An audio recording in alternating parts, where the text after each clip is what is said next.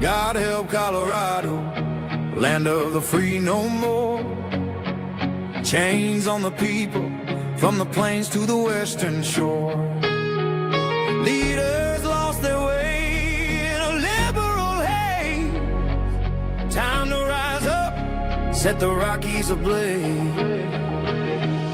Colorado's bleeding, high crime on the streets. Denver's a war zone, can't walk without defeat. Immigrants pouring in, gangs like Trendy Agua run wild. Crimes unchecked, our safety defiled. Roads are crumbling, potholes everywhere. Taxes sky high, but they don't seem to care. Tables under siege, refunds disappearing fast. Liberal schemes stealing our cash at last.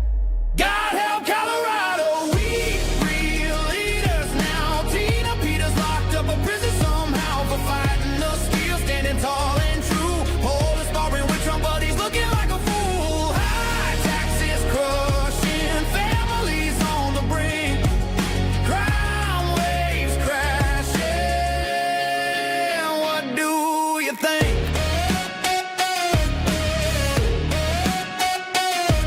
God help Colorado, break these chains we bear. American spirit will fight anywhere. Election integrity gone, dark money rules the game. Homeless camps brawling, drugs fuel the flame. Polarized politics, Green Deal sell us out, but hope's on the horizon, no doubt. God help Colorado, we need leaders now. Tina Peters locked up a prison somehow for fighting. Untamed is going to be untamed. It's going to be a little crazy. I want to talk to my people. I want to talk to my brothers and sisters. We can have grace and humility in how we interact with other people. Oh, hot dog, look at you. And nobody talked about what's really happening. And let's have conversations about what truth is.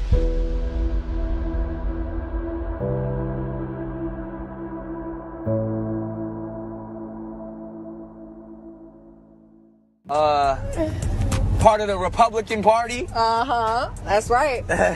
Former Democrat, former liberal. Yeah. I was a liberal Democrat my whole life. Is that because the bag has got so intense and so heavy that you No. had a whole nother, you up there with the elite now? Not even close. Not even close. Democrats don't care about black people. Okay, And they don't care Kanye. about people.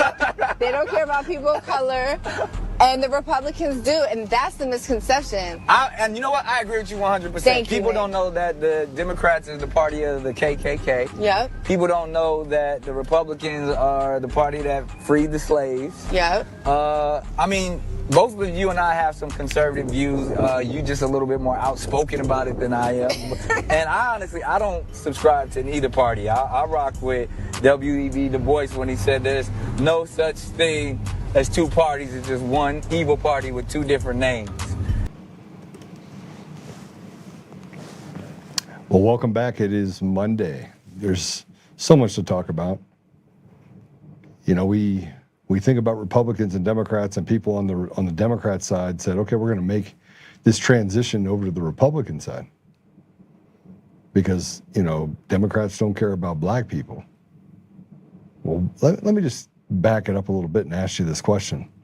Do you really think that it's a Democrat or Republican issue, or do you think that we're dealing with one party? And if you could destroy something, you can build it back up. You can give people hope. So it's this yin yang, by the way, it's psychology. When you get close to the point where you're about to get caught for your misdeeds, you've got to create chaos. And you got to work with the other side and be like, that's like signal for, oh shit, we've been caught. So we are going to have to flip the script. And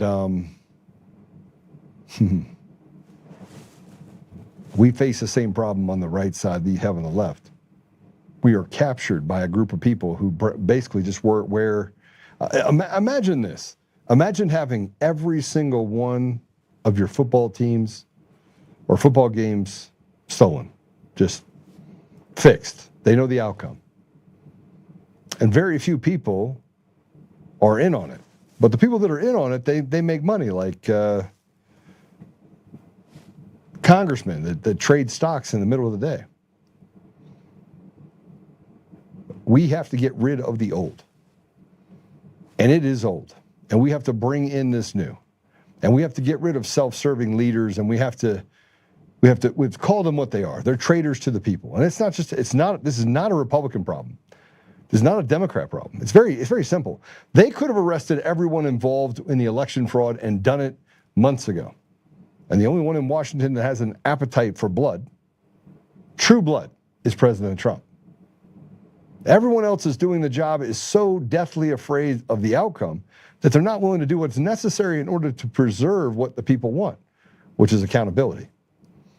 You have this neocon, Lindsey Graham, who literally went down to Disneyland and I don't even know, I can't even put up the post, put it up. Lindsey Graham was spotted walking around Magic Kingdom on Disney World alone while carrying a bubble wand, per TMZ. Why is a gay, childless septuagenarian walking around Disney solo, especially while carrying a child's toy? This is disturbing.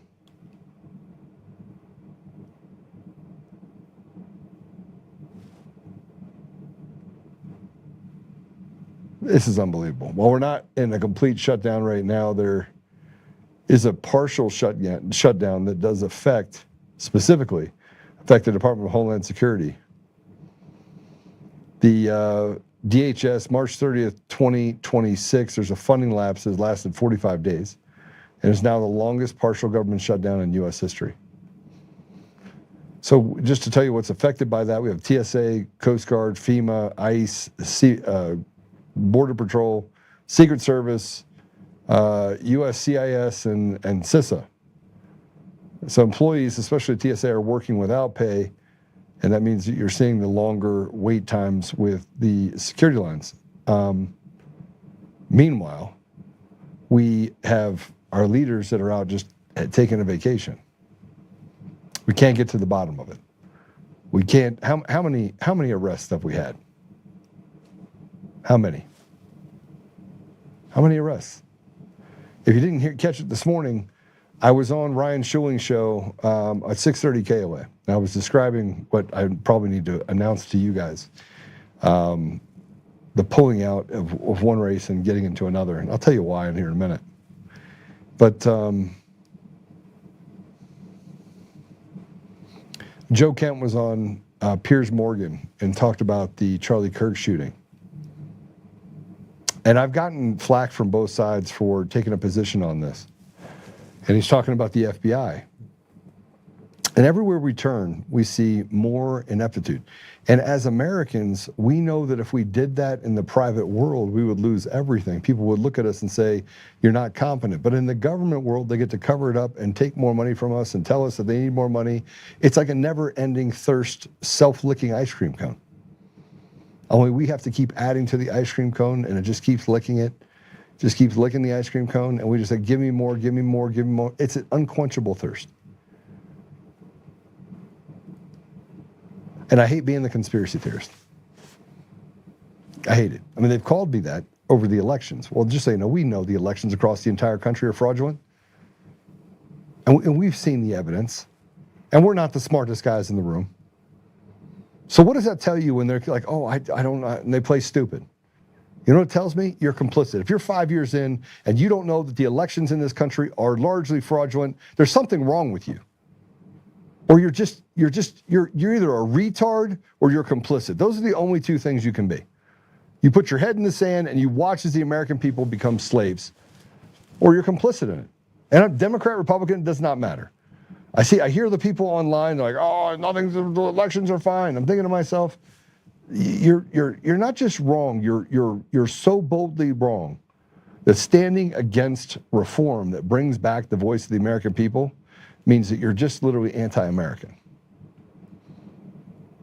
But Joe said something that I think should shake you to the core. And he was in the apparatus. There's no difference from what Kent did and what the FBI whistleblowers or the CIA whistleblowers or me coming forward on Eric Coomer.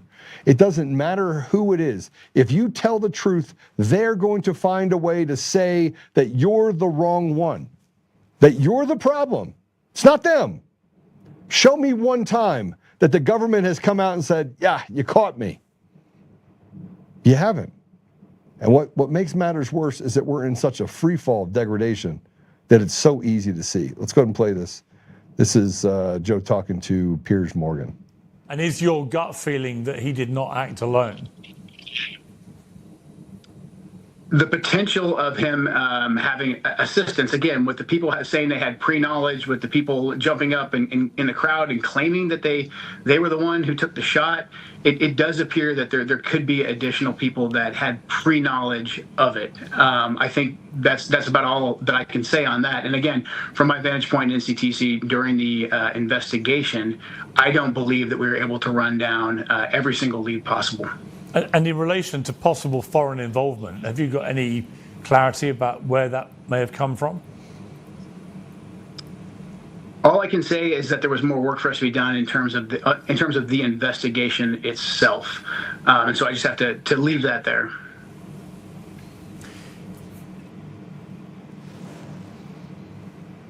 It's a lot, and I want you to know that that's under Kash Patel's watch. We're not talking about James Comey. We're not talking about anybody else. It's under Kash Patel's watch. And I got in an argument with someone today or yesterday. He's like, look, I don't want to publicly, just come out there and start screaming at you. And I was like, it's okay to have debate. I don't know why we're not allowed to have debate. We're not allowed to have differences of opinion. But let me tell you right now, the more I look at it, the worse it gets. We can see it. There's no way that this kid at 230 yards with a 30-06 shot Charlie Kirk. I haven't met one person that's a hunter, that really hunted, that understands guns, understands ballistics, understands what that round is designed to do, that would say, okay, you could depowder the gun, make it so that it had less grain. Well, then you couldn't fire it. So when you fire that round, there's a certain drop. You set the gun up for 230 yards. I mean, 200. Let's say you sight it in for 200 yards or 300 yards. Let's say the bullet's going to have a certain drop. It's going to have a certain trajectory. And here's the big part. It's going to go through the back of. I don't care if it's a neck or a metal plate. It's not stopping at the back of a target that's 6 inches deep. It's not even possible. And we had to point this out from the neighbors to our to the north. Man, Canada this is just the craziest thing I've ever heard. Speakers of the Democrat Party conference in Canada, they're going to argue over their gender equity cards. I kid you not, which allow them to skip the line to speak. We debate the ridiculous. We debate the retarded. And I have people right now that are getting mad at me. We're going to talk about that. Get mad at me for speaking truth and coming out there like, oh, yeah, Joe's got a sharp tongue. He said shit. And I think to myself, do you want authentic or you want the guy that hides? And in private, the only time that you'll ever hear it is in private, while he's playing on his phone with porn and running out doing all sorts of things on his family. Yeah, that's the epitome. The Jimmy Swaggarts of the world. Just let me see up front everything that I want you to see. Give me the image. Don't be authentic from end to end. Don't do that. And I call people out. I'm like, listen, I'm not giving up the R word. It's my word. Retarded. They're retarded. They're retarded. See, some people are born with deficiencies, right? And some people have an option not to be stupid, but decide they are. And by the way, the people that have disabilities, they're not stupid. So the retard word goes to the stupid. It doesn't go to the people out there that have disabilities. They're disabled. These people don't have an excuse for anything, and they're just stupid. Well, let's go ahead and play this. This is crazy. It's crazy. Go play it. Thank you, Delegate. There's a point of privilege on microphone 1, then we'll go to microphone 3. Go ahead, Delegate. Yes, hello. I was standing here with my gender equity card before you called on the previous speaker. That's my point of privilege that I would like to raise. I will explain the speaking order, which is fixed, that I cannot amend, which is the pro-con rotation. You can move yourself up a line that you're standing in. I am pro, and I was... We went... You went pro, con... We went pro-con, pro, and my plan was to go con. The speaker at con mic 3 also has a speaking card.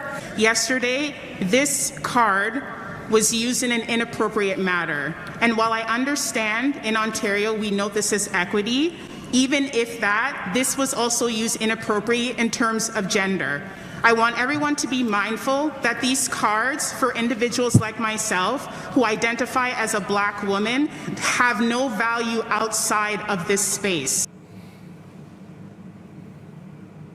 You're retarded. You're all fully retarded. You sit in there and debate the ridiculous and sit around like sniveling little, I don't even know what. It's not weak, it's retarded. You're retarded. I have a privilege card. All right, go wipe your ass with it. We want to sit around and we want to let things get degraded to a point where our kids have no opportunity because you have this happening, this disease. This isn't normal. I mean, look, this isn't like catching up with things. This isn't the 50s and we're just now trying to desegregate. You have pieces of trash that are out there trying to pee in litter boxes. People. And we're not allowed to call it mental illness. And you got other people that are out there on the Republican side that act like mean girls. And because I don't like bullies, and frankly, if you would lift the veil and say, okay, Joe, I'm going to come out there and I'm going to fight you in front of your office. Okay, great. And then when you get beat up, and you don't have to run to the cops and act like a little girl. You got beat up. We entered into this thing with mutual combat. And look, I don't want to fight anyone, but I don't want to get to this place where people get to act like mean girls and then run around and say, oh my gosh, Joe said something mean to me. You don't get to decide what is civil and what isn't civil. You don't get to create this environment and say, I have this card, therefore I get to trump you. That's not the way it works. And yet, it's how it works. And we see Canada coming to America. This is an infection around the entire world. And because they're stealing elections, they're allowing the retarded into these positions. And by the way, the weakness of this will lead to great amount of strife inside of our society.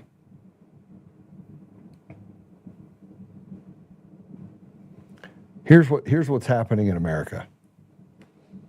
In Pennsylvania, covered a story last week about Mike and Steve on Friday. And we had Phil that came in a couple weeks before that.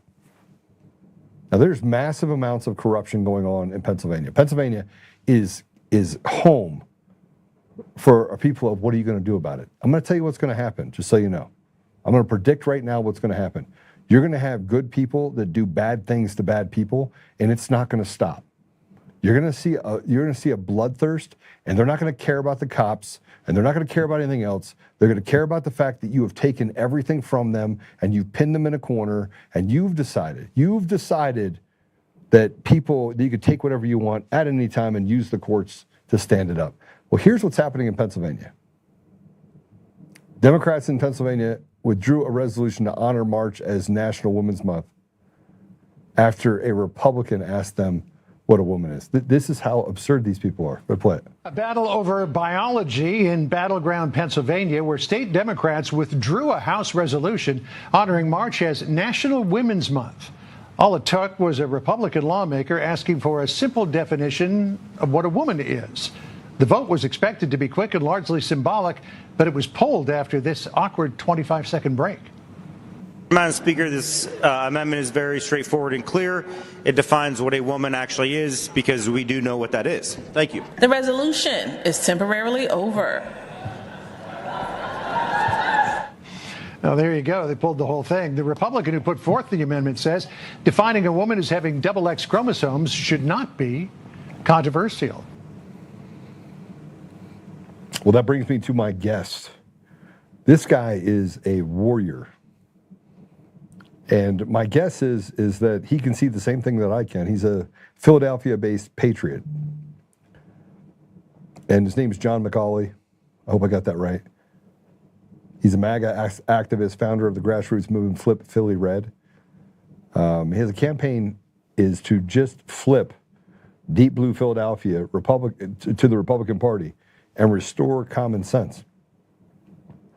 We're going to show you who he is online, so you can definitely follow him. He's built a rapid platform, over 20,000 followers, calling out globalists, exposing corruption, and fighting for election integrity and American values.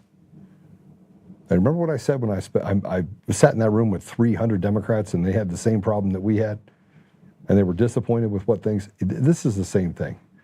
When I saw the videos about who he was, when he stood up and was talking about this, I go, look, if he was walking down the street, everyone would be like, Democrat, look at that Democrat. He's not a Democrat. What he's trying to do is say, we have to have a party for the people. And my guess is he's probably just equally as frustrated with what the Republican Party is doing. And he says, I'm going to bring him over here to the Republican Party. Y'all are a mess. And the Democrats, y'all are a mess too. So we played this clip last week.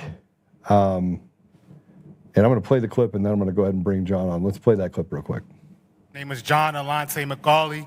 I'm with a grassroots organization called Flip Philly Red. We're here to offer you something different because you've been voting Democrat for the mayor's office for the past 70 years. In regards to bill number 250330, or what's part of the Safe Healthy Homes Act, I would like to ask Philadelphia, are you tired of voting Democrat yet? This is what communism looks like. You work extremely hard to save your pennies, but buy some property and you can't dictate when you want to evict the tenant. Do you really own your property or not? But we know what Philly Democrat politicians love communism for, because they let Comrade Mayor Sherrell Parker raise the communist China flag in the birthplace of America. Tenants can already sue or simply move if it's a problem, but laws after laws scare away independent contractors and create more government-controlled housing. These laws breed entitlement, bad actors not paying rent, waiting for court dates, squatting on somebody else's property just like Governor Josh Shapiro is doing right now to his neighbors.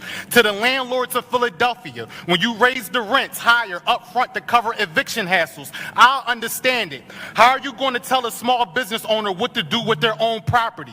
How many bad tenants have we seen? Always playing loud music, fighting and harassing neighbors, running drugs out of properties, doing drugs in someone else's property. Are you a small business owner or a caretaker? Are there tenants or are they your children? If the Department of Licenses and Inspections isn't serving good acting tenants properly, then we don't need new laws. We need to restructure the Department of Licenses and Inspections. Over 45 million taxpayer dollars proposed for L&I in fiscal year 2026, and they can't return a phone call? Racist Democrat President LBJ said, I'm gonna have these niggas voting Democrat for the next 200 years. But you can change that in November. Stacey Garrity for governor. Excuse me. Thank you for your attention to this matter. Thank you. Excuse me. Please don't use that language in these chambers. Have a wonderful day. I'm not going to waste any more time. John, welcome to the show. Thank you, Joe. I appreciate it. Thank you for having me. Brother, I listen to your voice, and I'm like, most people feel it. They never say it. No matter where you go. You go on the street anywhere. I grew up in D.C., and I'm telling you right now, most people, black, white, it doesn't matter who you are, have been left behind. Do you think it's the same I mean, you're now on the Republican side, and I'm so sorry. Yeah. Because it's just as dysfunctional, right? Would you say it's just as dysfunctional? Yeah, because we're not playing to win. We're trying to lose, like we're losing on purpose. But Lose I know, gracefully. lose gracefully. But I know this side is not the side of insanity, but we're letting the side of insanity get back in power if we don't do what we need to do. I need to hear about your personal journey, brother. Where you were born in Philly? You're born in that area? Where you born? Yeah, I'm born and raised here in Philadelphia, mostly in northwest part of Philadelphia.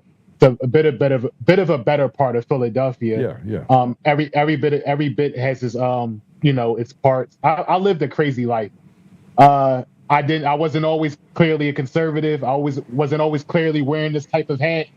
I used to live a whole different life. So it's been a long journey.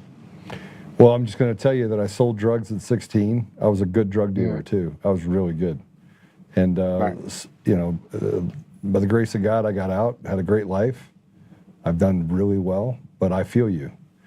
And I don't know what that part of your journey is, but it's good to see you on the other side, the light side. Thank you. I appreciate it. Yeah, thank you, sir. All right. Thank So you're, how old are you? I'm 38. All right. And so you've stayed in Philly, and then you went. How long ago did you start this journey of flipping Philly red?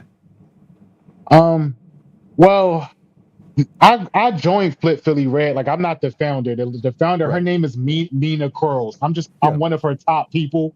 But this started. I got on board in 2024. Like, my life started to change in 2020 when I got out of prison. I got out of prison June 2nd of 2020, like the height of COVID. And so when I tell this story real quickly. When I was in prison, this is like Trump's, obviously last year, and I was indifferent to him. I just thought he was the most entertaining person I've ever seen on TV. This is before I knew about globalist communism or any type of thing. I used to watch CNN or MSNBC, and I used to think I was informed. I used to watch Aaron Burnett, Anderson Cooper, Jake Tapper, Rachel Maddow, because I knew my friends didn't. I thought I was ahead of them, but I didn't know. So I would call home and call my mom. I'm like, listen, Trump talking at 11 o'clock, or he's talking at 1 o'clock, turn it on. I just thought it was wrong. So I would have my cellmates watching it. We would just all be huddled around the TV eating food, because I never seen nobody call somebody fake news before. I never seen, and I don't care if he was watching Saturday Night Live, no matter what late night talk show, the conversation was always about President Trump. And so when I came home during the height of COVID, I live in Philadelphia. Everybody's saying get the COVID shot. Is there no pushback here? There's no patriots here. There's no real Philly GOP here. So my church is saying get this shot. Oh, you see, there's nobody. If you have a small segment saying don't do it, but so I got 2 of the Pfizer shot. I was a sheep at the time. But so during that course of I'm so sorry. Yeah, I didn't know. Yeah, so get you some stuff to get that stuff out of you. We gotta. Yeah, I'm a workout warrior though, so like I don't, I should be good. I'm pretty healthy, and so during that time, I started looking at where I was at in my life, the type of man I am, where I want to go, and how I'm gonna get there, and I realized that the hedonistic life that I was living. Smoking weed, selling drugs, before me getting locked up and going to strip clubs, just being in the streets, it wasn't producing the outcomes that I wanted. But all of that, I started realizing politics play a part in how I'm thinking, how I'm moving, and how I see life. So I started looking at different influences that were conservative or different masculine men as well that was, teaching about discipline and stoicism and how to be as a man. So I started embracing that. And it got me to this journey where you see me at now, speaking up at city council meetings. Well, so let's talk about. Can I go back to your journey real quick? So let me just tell you, I've worked with the Dream Center that helps men that get out serve 10 years of a 20-year sentence. I probably hold the record for somebody that burned their number fastest after getting out. You know what that means, right? And before that, it was young men, right? I played football with gang members. I've been the guy that spent the last 20 years saying to myself, the difference between me and them is that I never got caught. Right. So, and yeah, I turned my life around long time ago. But tell me about that journey. I think that's important. That's the scarlet letter, by the way, that everyone wants you to wear. Right. Oh yeah. So, so in prison, before I went upstate, I was in county jail. And so everybody crack jokes all the time. And I tell this story because this is my story. This is, they say, why do you wait to prison till you finally want to get close to God? I don't know. That's just how it happens. Sometimes you have to be at your lowest. Yeah. And so I cracked open that Bible. And so, it sounds cliche, but, I'm more of a New Testament guy. That's just how I am. And, the Old Testament is fine, but it was the New Testament that was speaking to me. So I started really working on my spirit. I tell people this. And I didn't know, because like when you're in prison, you're detoxing from whatever you was taking out on the streets, whatever traumas you was going through. Like you said, you was good at what you did, so I was pretty good too. So people talk about, the money or the trips you take in a woman, but they don't talk about the drama, whether you might be in shootouts, your life might be in danger. So you're going through all of that trauma. And when you're in prison, you're detoxing, and now you're going through everything that you just was going through that could have taken your life one way or another. So my nightmares were so real, so surreal. I didn't know if God was punishing me or the devil was just messing with me. So I had to crack open that Bible and get my mind right. And so when I got upstate, I started running every day in the yard. I'm running 6-7 miles a day. And the guards, they looking at me like, this guy, I'm in the mountains in Pennsylvania, and it's cold. And, every morning I'm out there 6 o'clock in the morning running 6-7 miles. And I just knew I had a date when I was coming home. I knew I wasn't doing life. Once I knew I was doing 3.5 years was my minimum. And so I said, when I come home, I'm going to become driven. I was pissed off. I had, of course, the same sad story. Friends fall off, women that you used to deal with, they move on, get pregnant, get married, all of this stuff. A lot of things are said about you. So I just had this focus when I came home that I'm going to be everything that I thought I could be. I'm going to make my mom proud. I'm going to make my last name mean something. It's a such thing as having good pride, and we don't talk about that enough. Pride comes with a negative connotation, and I think the problem with society today is we don't talk about, people are not ashamed of anything, especially in my community.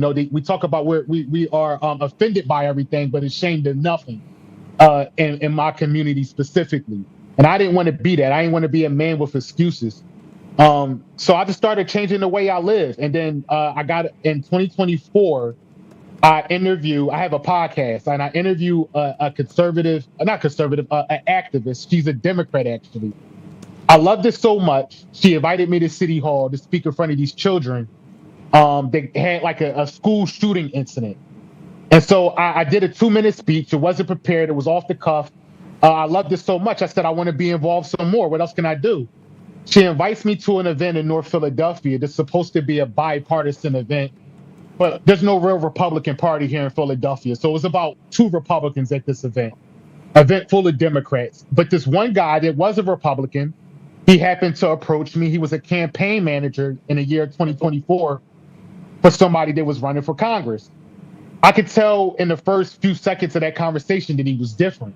He invites me to this town hall that Congressman Dan Muser was at. I didn't know who Dan Muser was. I didn't know, how important this guy was. Or, they said he's a congressman. That's not the team that I was a part of. It was a guy that was running in Philly. But he didn't have a successful campaign. President Trump endorsed him at the first MAGA rally I ever went to. So to answer your question, to bring this to a head, when I was a Republican on paper in 2023, because I realized that the Democrat Party didn't offer the type of things that I needed to become the man that I wanted. But I wasn't sure about this MAGA thing still. I still was listening to fake news a little bit. They're telling me they're racist. It's a big thing in my community.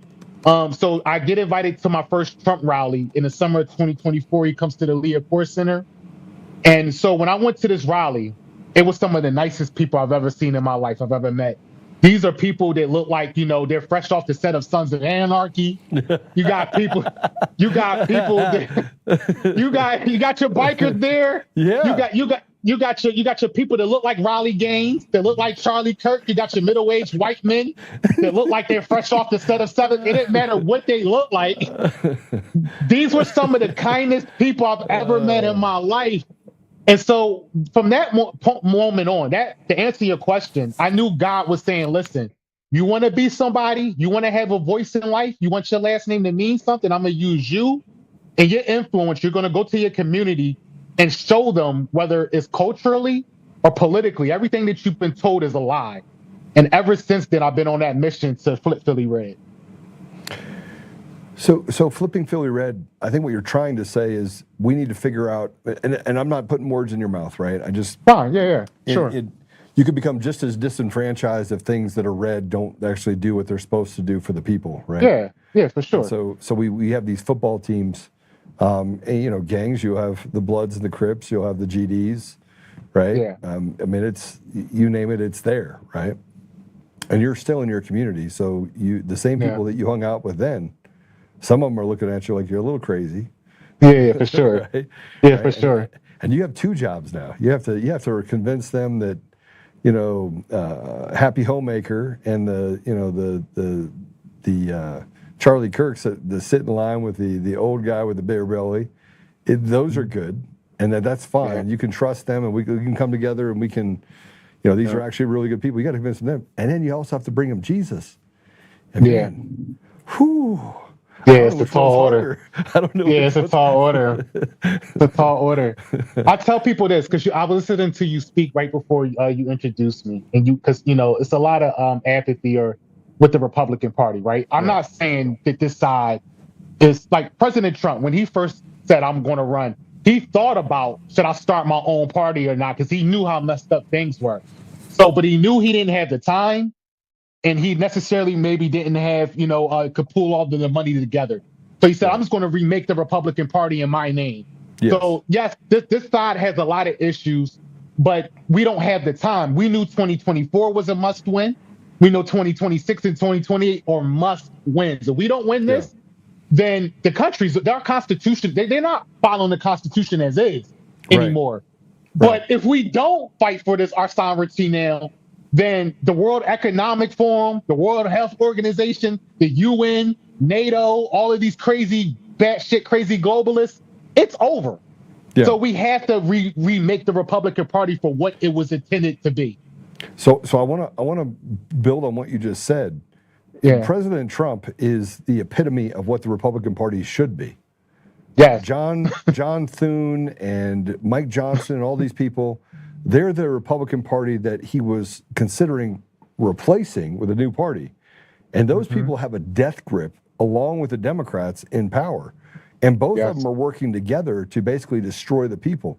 So making the Republican Party the people's party, I mean, I'm facing it right now in Colorado. I'm running for I was running for governor, and then I was like, okay, I'm going to negotiate with the guys that are running for governor. I'm going to step out. I'm going to run for the county or the state chair. I'm going to come in. I'll just fix the whole thing. I will just literally strip it down. Right. But the people that I'm fighting are the Mike Johnsons and the Thunes that are like, okay, I have to look nice and talk nice, while they're like over here putting a 4-inch shank in the side of people. Boop, boop, boop, boop, boop, boop.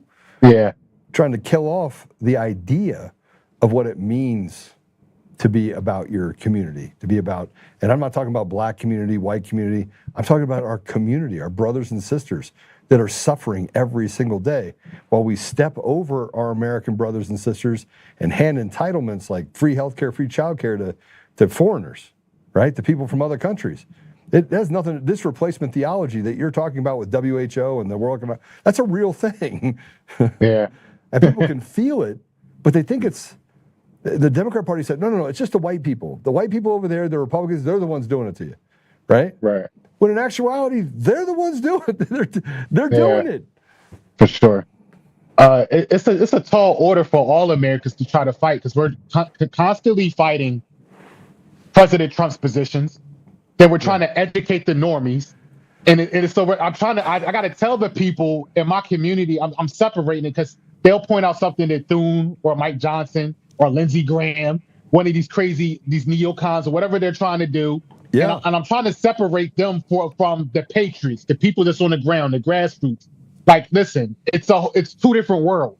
And trying to explain that, okay, they want to continue the Biden level era spending. In the one big beautiful bill, for example, how they held that hostage, and they get mad at President Trump for this. President Trump had to get his policy plans. He had to get that through, the things to get some wins, to get some political power through, and they kept the spending going. And once again, before you brought me on, they talked about how they're not trying to fund DHS, and because of that, they want the ICE rescission, and all of this crazy stuff.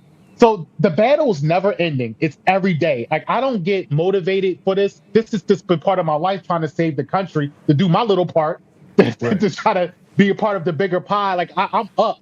Like, I spend 18 hours a day. If I'm not at work, in between work, I'm doing this. I'm messaging. I'm running for GOP state committee. I'm running for the county chairman position in my area, because my county chairman is a rhino. But you start talking to people like you, and you see how this is systemic across the whole country, how the GOP is waiting President Trump out. And this is the monumental battle that we're facing here in America. My brother. Yeah. Every day I'm swinging the sword. So this is, I said this in Colorado. I'm going to go hunt young people, and I'm going to go to the deepest part of Denver and Aurora. I'm going to recruit every single black and brown family out there. I'm going to fundamentally change everything about the Republican Party, because they have those conservative values, right? Yeah, for they sure. don't want their kids. And by the way, I don't care if you're purple, right? With web feet. Don't care. What I care about is, are you willing to stand up for the people in your community? Can we set aside all the bullshit that we're fighting each other on and just focus on being tactical, right? Tactical excellence. We got to make sure we roll things back, give the voice back to the people, have transparent elections, make sure that when you go to Congress or you go to you're at the town council member, you represent the people, and you represent the people well. Be loved by your community, because no matter how popular it is with the lobbyists and special interests, you're willing to do right by your brothers and sisters in your community. You're willing to do those things. And so, I got yelled at. And they're like, "Oh, Joe, you just want to bring in all these Democrats. You must be a Democrat." No, I want a people's party. I want us to stop being divided by social issues. And I want to give people other options and opportunities so they don't live in deserts. And we have, yeah. One of the problems is a lot of people don't even know how President Trump really won. And so he won with a coalition of Democrats, independents, and Republicans. It wasn't just Republicans that got him in office. Speak, baby, speak. You got Tulsi Gabbard, Democrat, RFK, Democrat. Bobby, yes. These people are Democrats at heart. They're just not batshit crazy. And so the problems that we have in Philadelphia is like, when we use these buzzwords, socialism, communism, and things like that, we got racism. Like, so a lot of people don't even, the isms, right? Capitalism. So they never lived in a true communistic, state or place like that. So they don't even know what it's like, or what. So when you see me at city council, I'm strategically trying to, in 2 minutes, whatever the agenda is, show you that this is what communism looks like. It starts out with socialism, and then eventually you're going to have no control, no power, no say. You're going to have government-run housing. You're going to have government-run grocery stores, and you're not going to have a say in your health care. None of this stuff. And so while they have you distracted with, is this person racist or not? Okay, I'm constantly trying to explain. I have to teach history, real history. Yes, when you talk about the issues and how this task is such a tall order, I had to get by just whether these people hate your skin color or not, because you got mainstream media all day, every day, the hip hop culture, the hip hop community, the blogs. This is what they have implemented. I tell people, I've never been a slave. I've never been through segregation. I don't know what Jim Crow feel like. Why? I'm only 38. Why is that my identity? I've never been whipped. I've never had it so easy in America to go after whatever I wanted to go after. I don't need DEI. I don't need policies rolled back for. So all of this divisiveness that President Obama came in with, and he blew up, the nuclear family and embracing all this. So when you talk about social issues in Philadelphia, that's a huge thing because they have taken over our school boards. They have made it normal to where you got men who think that they are women, who dress up as women, reading books to children. And people are accepting that, the insanity of that. You got them raising the China, you heard me say that, the China Communist flag down at the birthplace in City Hall, the birthplace of America. Philadelphia created the longest LGBTQ flag.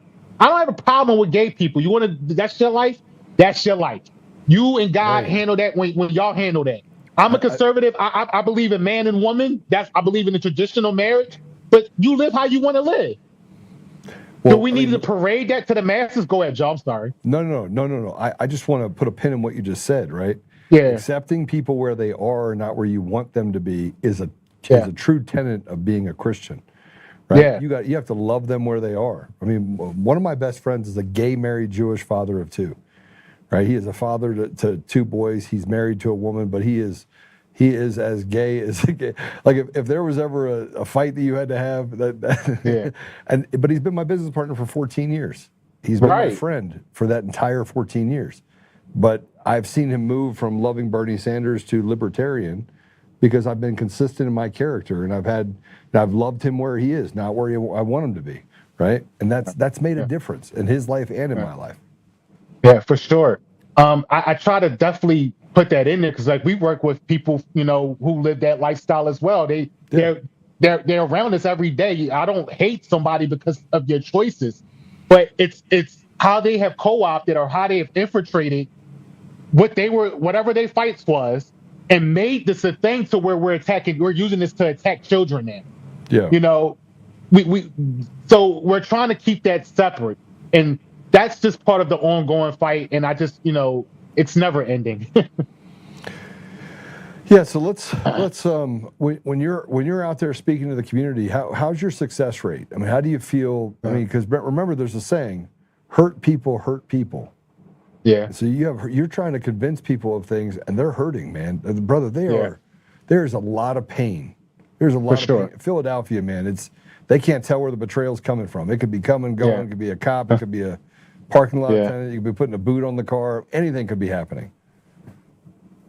Well, it's about 30%, 25% of the population minds will never change. You know this. You got you just showed the lunatics. What was it, Canada or something? Where they holding up these stupid cards. These people are lost. I'm not trying to change their mind. It's the person who's trying to learn from afar that has discernment, and he's listening to me. He's listening to this person over here, and somewhere he's going to say the truth, somewhere in the middle or closest to this guy. I'm going to go over here, right? And I believe if the SAFE Act is implemented, you'll see places like Philadelphia or Chicago turn red. It's more people, I don't care if they're Democrat, Libertarian, whatever they are, it's people that understand common sense. And that's this Meg has been about, is just common sense. So, by the way, I grew up in an interracial family.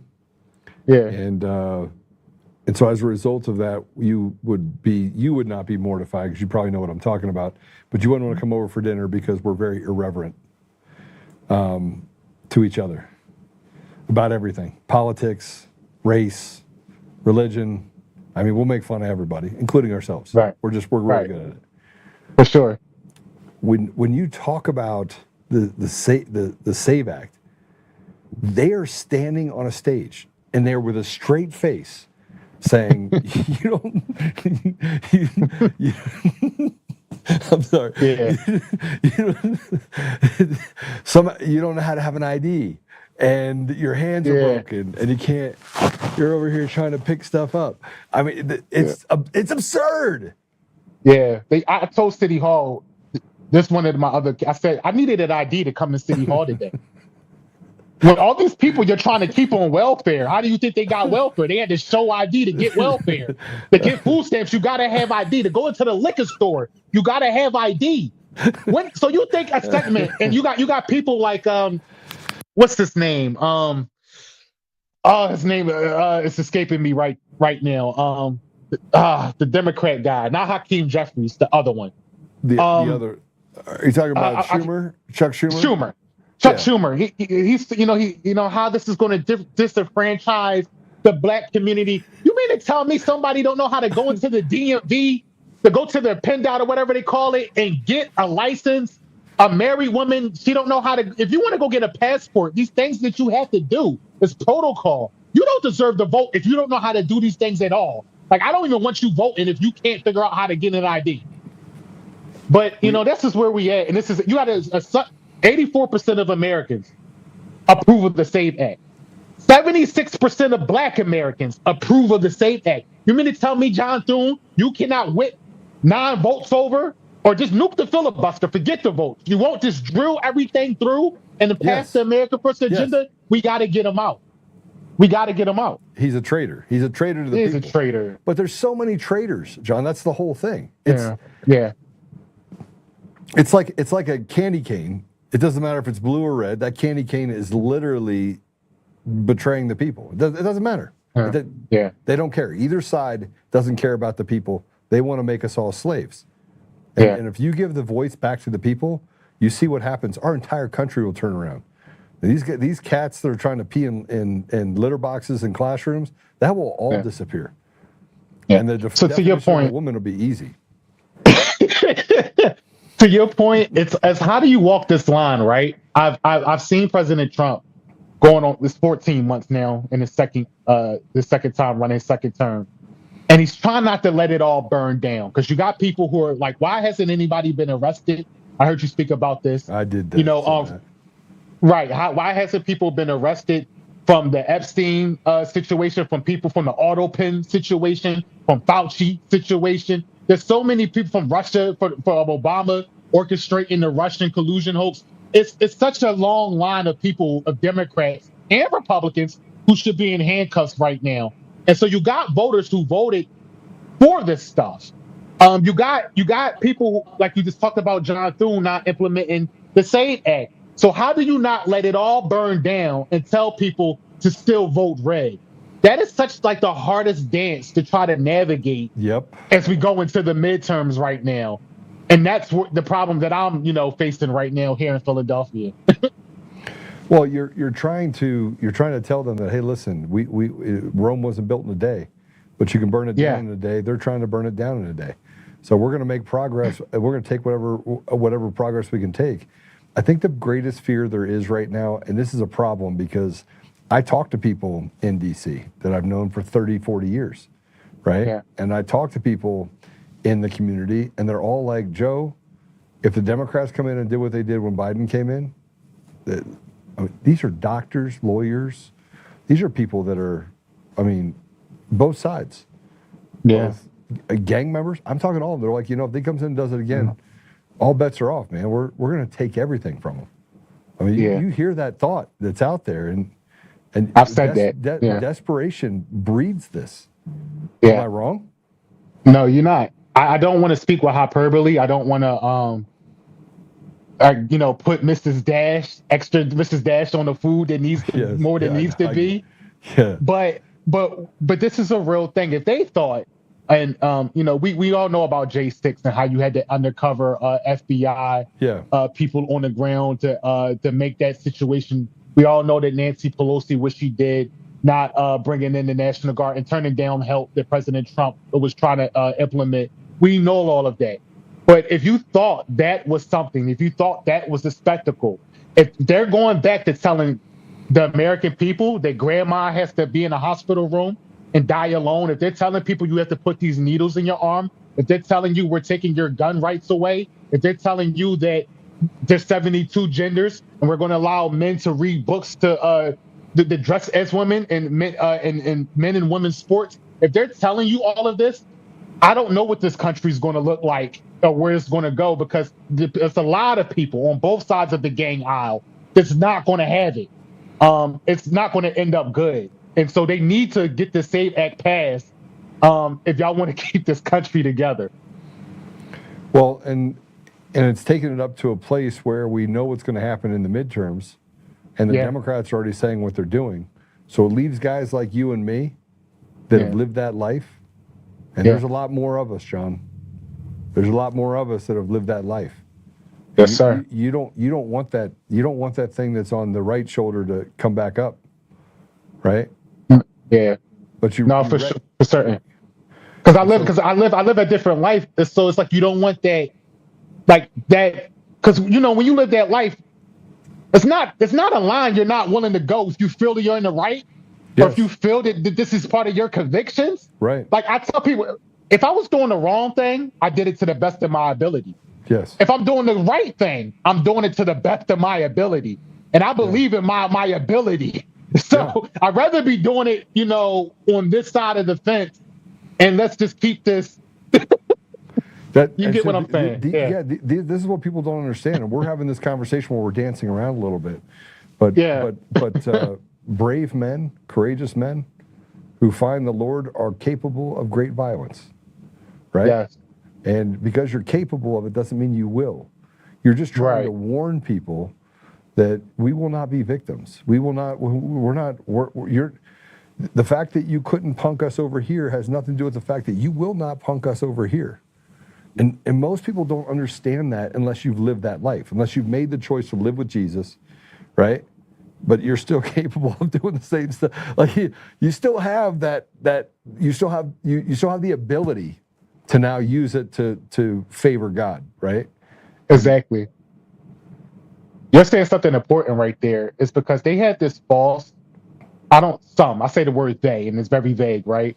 Yeah. But it's this perception in America that Christians are soft, men are soft, they're not capable of fighting or whatever. Me and you are the total, the total opposite end of that. Yeah, it's like, no, listen, Jesus wasn't some frail, weak, skinny white guy with long hair that looked feminine, like they, paint him to look. Yeah. Jesus is a warrior. If you think the guy that's going to come down and put Satan and kill him in the hellfire, if you think that's some freak, frail, weak man, then you're insane. He is a Spartan. He is a warrior, and we're made in his image and likeness. Yes. So I got every bit of that fire to withstand evil, to withstand because all of the stuff we're seeing is demonic. The push for the abortions, the push to tell children they can puberty blockers, hormones, putting needles and knives to our children and trying to say that that's normal for them to get their private parts cut off. All of this insanity. It's nothing short of demonic. You're like my brother from another mother. Oh, absolutely. And I'm sitting here, and most people don't understand it. There are hunters and there are gatherers. We've built an entire world of feminine gatherers as men.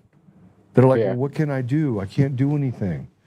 Well, when you put enough men like you and I together, and we're doing it for righteous things, people need to go back and read the Bible, and not just the parts, the verses that are convenient for them, right? But evil has never gone back into the hole without force. It's not like, okay, I found you, you're evil, and it's like, oh, you caught me, I'm going to go back over here and hide because now you know I'm evil, right? Team evil is like, all right, what are you going to do about it? And then they're like, but I'm going to hide behind these laws. I'm going to hide behind these politicians. I'm going to hide behind stolen elections. I'm going to hide behind, you see all the hide behinds? And what they've done is that they've stripped our entire ethos from us and said, by the way, it's terrible to be an American. This is an oppressive country. And they've created this conflict inside of us where we don't know what to believe because the media is telling us one thing, they're telling us all these different things. And then we wake up and we're in droughts, we're in deserts, opportunity deserts, food deserts, education deserts. These are real things. And they do it on purpose in order to destroy the ability for men to stand together. An excellent point. I've made this point on other platforms. I said, in the history of time, things that either happen or not happen because of what men were willing to do about it. Right. And so what they started doing, they started destroying man. And you asked, this is very at the beginning of this podcast. We were talking about my journey, and so I lived a hedonistic life. And this is what they do to men. They get men addicted to porn. They get men out of shape, not caring about what they're eating. Their sugar intake, all of this stuff. I love football. I'm an Eagles fan. I love sports. I used to argue all day up to the sun about stats and numbers. I knew all of the. I knew it all. but I realized I was a slave to it. It's just like what Rome used to do, distracting, everybody with the gladiators back in the day, if you know your history. So I said that I'm giving too much of my time to football and basketball. I care too much about women when, like, I love women. You get what I'm saying? But I'm giving too much of my time to, stuff that just don't matter. I'm not disciplined enough. I'm not structured enough. And so when you got weak men, they can't rebel. They can't fight back against the tyrannical government. We talk about, why do y'all care so much about your guns to fight back against your tyrannical government?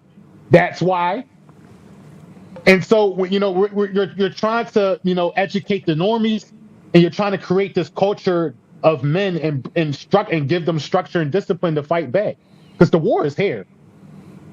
We're in it.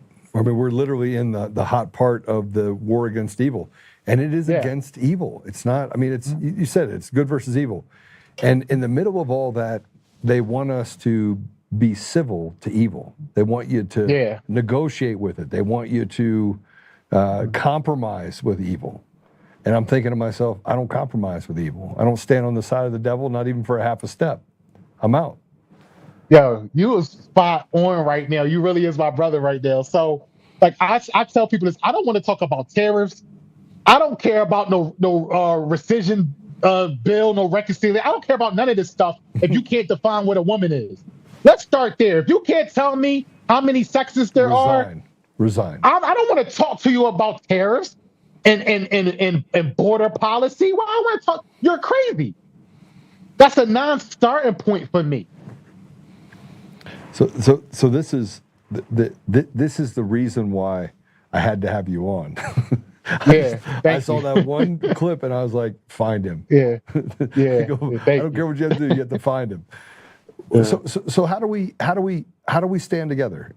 So I was in Chicago for the Flip Chicago Red. I met with all the members there, which, by the way, they're gang members, and they're still cool. Yeah. I mean, they're I mean, they're Americans. This is the part. But see, I know this, but I try to convince other people of this. So I've got a men's group, and we call it the Brothers, and we're growing really quickly. And we get together and we just talk.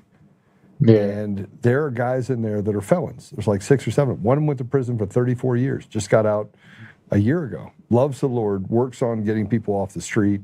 And works in this organization that my ex-brother-in-law ran. Yeah, and he was in prison, and so these guys are in there. He went to prison for 34 years for killing a pedophile that assaulted his 3-year-old niece. Right, chased him across states, and he doesn't regret one bit of it. Good job. Yeah, right? Thank you. Yeah. Right? So we have guys in there, and we have guys that are doctors and lawyers and a judge. All walks of life. Yeah. All walks of life. And to see these men stand together, John, it's unbelievable. It's unbelievable. Because the eyes are open to what you just said. They're Americans. They're our brothers and sisters. And the Bible does not break it down and say wear a scarlet letter. It says don't wear a scarlet letter. Right? Jesus said, listen, those without the first stone or first sin cast the first stone. And I believe he was standing in front of them, like writing out what they were doing. Like, you're addicted to porn. You cheat on everyone. I mean, and so he was revealing it. And so we've got to find a way to forgive each other, love each other, and that's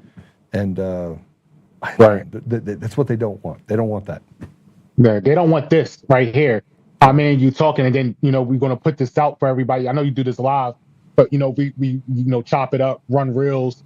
But when other men, like I said, with discernment, and women too, people with discernment can sit there and listen to it. These people sound like closer to the truth, and this can reach hundreds of thousands of people, just like that. Just like you saw my clip come across your algorithm. So, just like that, you can make change. So more of this is, how we do what we do. Well, so what I'd like to do is connect you to a few people that I have that are in different states that are doing some of this. That I think we've got to start building what they don't want, building this fraternity. And creating this brotherhood that I think, and this has kind of been my goal. Like, how do we build a brotherhood that matters, right? That we're actually doing the things that we're doing, But you call me at 3 o'clock in the morning and you're like, hey, I need you here by 9. I'm on the next plane. Boom, there. Right, for sure. Right? Yeah.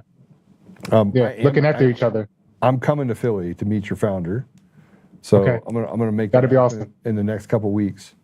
And I kind of want to sit down and see how we can get Chicago together and look at what's happening. I mean, Baltimore's in real trouble. Yeah. Real trouble. The people there have no hope. Schools are terrible. Kids are dying on the street from touching stuff that has fentanyl on it. I'm talking like elementary age kids. Walking to school, put their hand on a banister, it's got fentanyl on it, they're falling over and dying. It is unbelievable what's happening in our inner city. We got to figure out a way to solve the problem because the government can't. Right. Solve the problem. Government is broken. Yeah, for sure. So, all right. Yeah, let's do it. Well, I'll give you the final word. You can give people some wisdom, drop some wisdom on them, and then tell them how they can find you. Right, I appreciate that.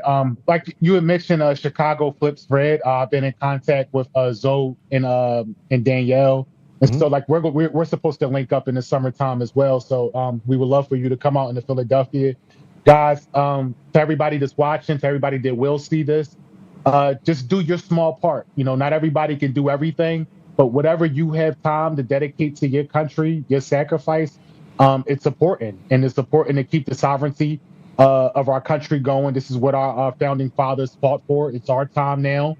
And, you know, we won't get another crack at this. It's do or die, and it's that serious.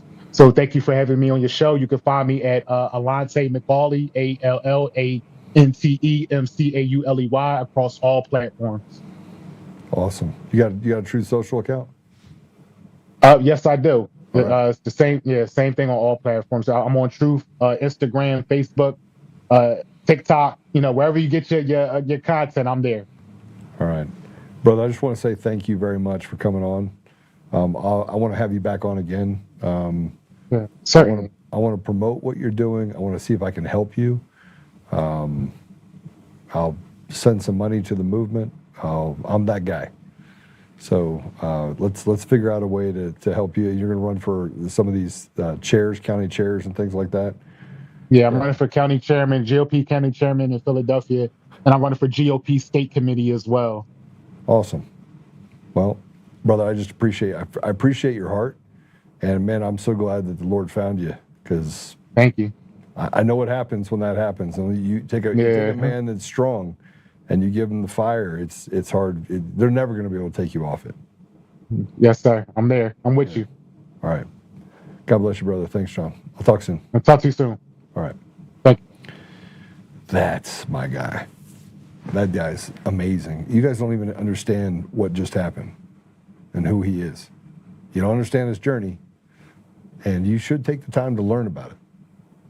The reason why I say that is because if you want to know what's going to save our country, it is not going to be the ones that stand up there, polished, ties, the John Thunes of the world, right? Those guys are the ones that are detractors. They're working for the bad side. It's going to be people like John. It's going to be people like him. I pray it's people like me. I pray it's people like you that recognize the fact that we have to stand together in solidarity. We have to do what's right by our people. And our people are, by the way, they're not Christian and Muslim and Buddha. It's not. We're not separated. It's the ideals, it's the ethos of what it means to be an American and making sure that we do things to protect our communities. Protecting our communities is not letting rabid, radical, leftist devils teach our kids about cutting off their penis. That's not what our ethos is. I tell you what, we're gonna take a quick commercial break. When we come back, I got an announcement I need to make to you, and then I'm gonna kind of tell you the why, but and then I'm gonna we'll go through a bunch of things. We'll be right back.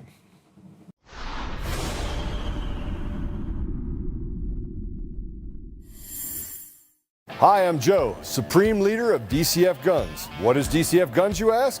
We're the best damn gun store and range in the universe. Do we have guns? We have all the guns. We got small guns. We got big guns.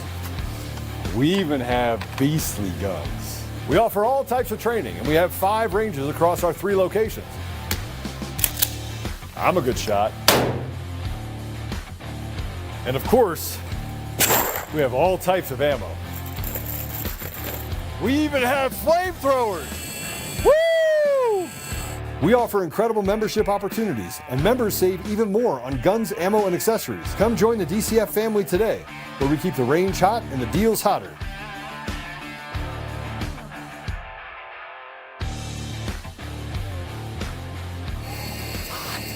It's hot. In every thread, in every stitch, Honor-Bound USA weaves the fabric of the American spirit.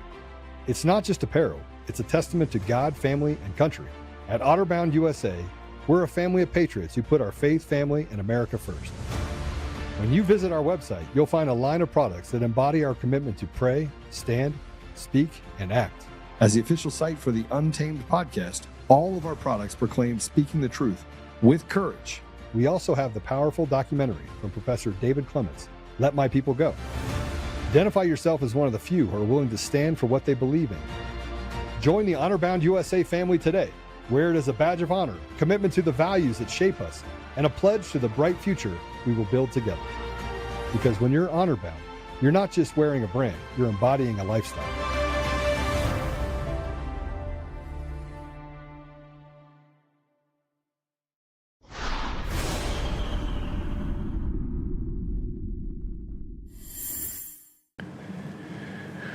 All right, so I spend an enormous amount of time praying about this, and people go, Joe, how do you cuss in a podcast and then pray afterwards?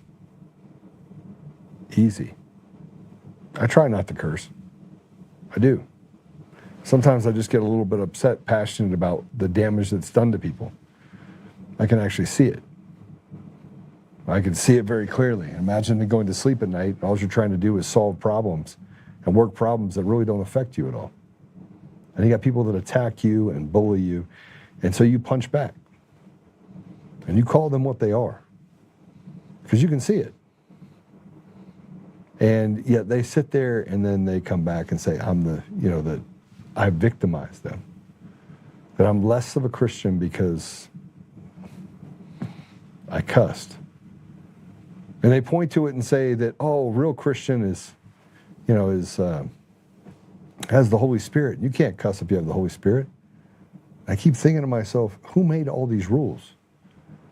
And the rules are made to control you and to stop you. And I don't like how I feel when I say a certain word, but I understand that I've got this frustration that is overwhelming. It's overwhelming. It's overwhelming for some of you as well. So I'm just real. I'm authentic. And you know what? I'd rather tell you what I'm thinking in the moment than hide it and sit up here and just smile and nod and do this. While behind many of these people is just a nefarious lifestyle. Just bad people. So what do you get? You find out later that all these people were on Epstein's list, and some of them were Republicans and Democrats, and they smiled and they nodded, and you have people that are inside of our party and other parties, and you have pastors that talk about, more morality, and yet they're out there, banging some little kid. And somewhere along the line, you want to hold me responsible for the fact that for 6 years, I have welded a sword and I have gone out and I have fought relentlessly for people in my community, my state, and this country. Over 900 flights. And you want to tell me that somebody said this today, this Daniel guy, I don't even know what his name is, Daniel Leonard guy from Colorado Springs, came in here, did an interview with me, and he said I didn't get back to him fast enough giving him a job at DCF. I was dealing with some things. And he's like, oh, well, you're not my brother anymore. And I'm thinking to myself, all right, beat it. But he goes out and he says that I treated a woman poorly, which I didn't. And he said that I did this and I did that. It's the same thing. It just never stops. And it comes from the people that you would expect it to come from. Weak, pathetic people who just make up stories as it goes along. But then when I call them out, they start crying and whining and acting like little children. That's why I tell them to take a seat. Go rub some dirt in it. If politics if politics is about hiding truth, and if doing the right thing is only if it's surface deep. In other words, you have to smile and nod and say you're not. No, people are tired of that. You know what people want? They want things to get fixed. They don't want status quo anymore. They're done with status quo. So a week and a half ago, I told you that I met with Barb Kirkmeyer, Scott Bottoms, Jason Meixel. It's like a week and a half ago. It's no secret that I've been on team Scott Bottoms. I love Scott Bottoms. I have loved him since the beginning. He's a pastor. He's a Navy corpsman. He was in the legislature for 4 years.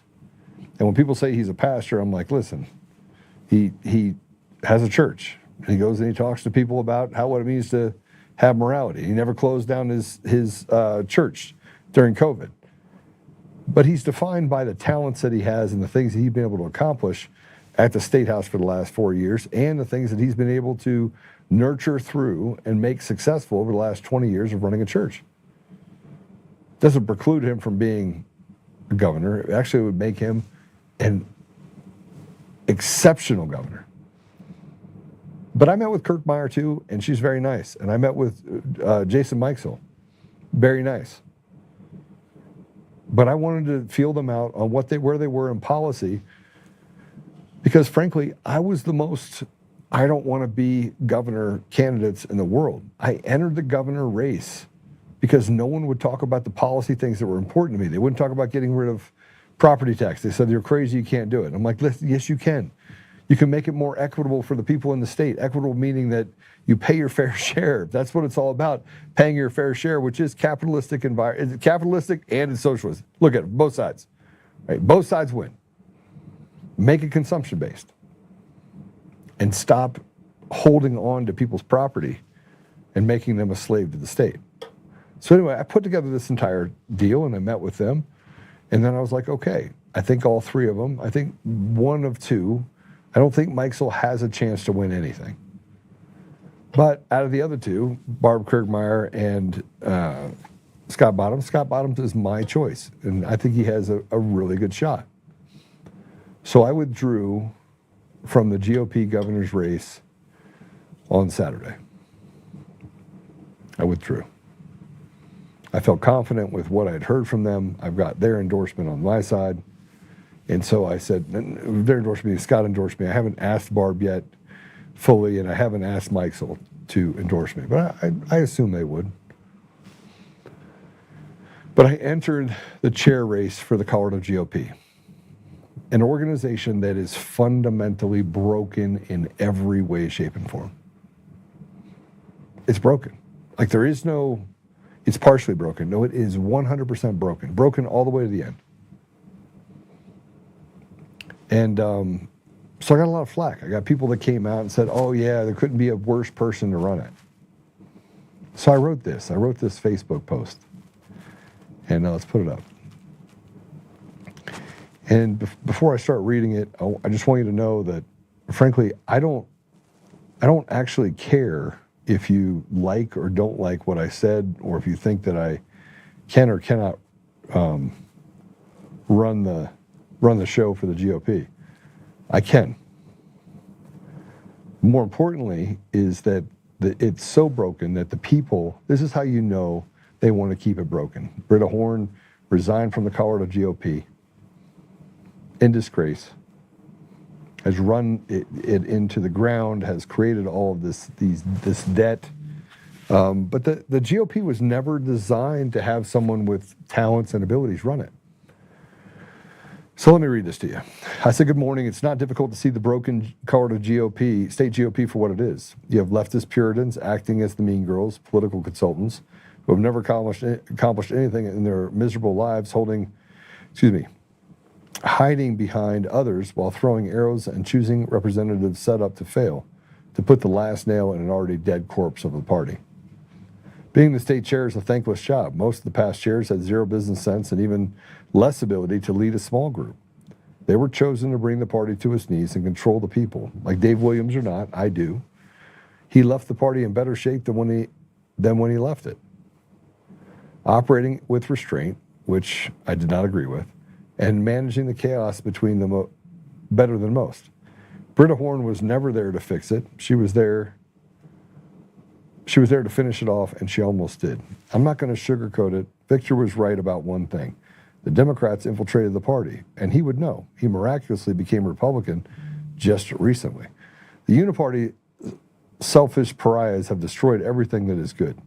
I'm not going to come in and keep the status quo. I would strip it down, surround myself with a team of talented warriors, and recruit young people who have a thirst for service and leadership. I will relegate the clowns of the party to court gestures and set in place ROEs that push out those that can't focus on the issue we face as a state holistically. We will raise money, put legacy revenue generating models in place, find candidates, and become the biggest lobbyist group in the state. We will zero in on technology, build an office that serves as innovation hub for the state. We will bring in 64 counties, all 64 counties to the table as stakeholders, and we will build an organization that is desirable to belong to.